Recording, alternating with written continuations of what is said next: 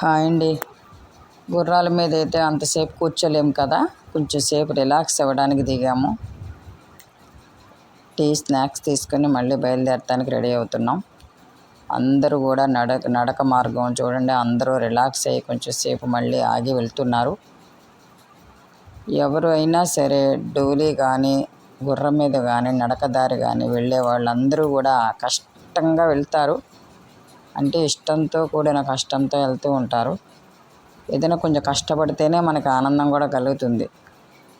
అంటే కష్టపడి వెళ్తే యాత్ర మరీ అంత కష్టమని కాదు, కానీ ఏదైనా భగవంతుడు వెళ్ళిన తర్వాత ఆ కష్టమంతా మర్చిపోతాం ఆ భగవంతుని చూడంగానే.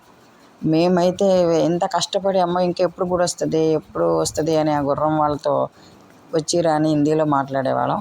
అక్కడికి వెళ్ళిన తర్వాత అవన్నీ మర్చిపోయి ఆ పరమశివుని దర్శించగానే కళ్ళ వెంట ఆనంద బాష్పాలు వచ్చాయి. నిజం, నమ్మితే నమ్మండి. హెలికాప్టర్ వ్యూ పాయింట్ వచ్చిందంటే ఇక గుడి ఆల్మోస్ట్ దగ్గరికి వచ్చేసినట్టే.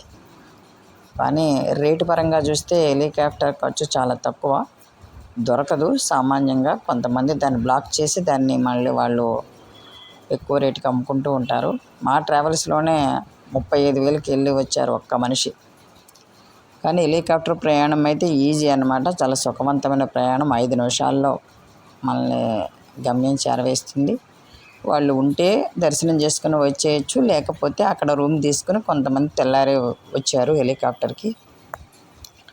మీరు కూడా ఎంత కష్టమైనా సరే జీవితంలో ఒక్కసారైనా దర్శించవలసిన యాత్ర చార్ధామ్ యాత్ర.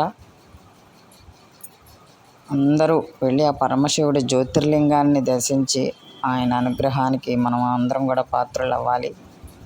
మీరు కూడా వీలైతే ఈసారి వెళ్ళడానికి ప్రయత్నం చేయండి.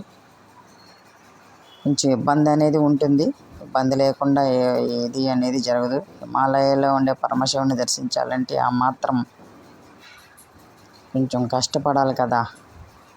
ఆయనే మంచు కొండల్లో ఉంటున్నారు, మనం ఎంత ఇంకా. కాకపోతే మానవులం కాబట్టి కొంచెం అనారోగ్యాలు ఇవన్నీ ఉంటాయి. కొంచెం అన్నిటికీ తట్టుకొని మనం చార్ధామ్ యాత్ర అయితే వెళ్ళాలి. జీవితంలో ఒక్కసారైనా చేయవలసిన యాత్ర ఏదైనా ఉంది అంటే చార్ధామ్ యాత్ర. కేదార్నాథ్ జ్యోతిర్లింగ దర్శనం, బద్రీనాథ్ దర్శనం అందరం తప్పక చేయాలి.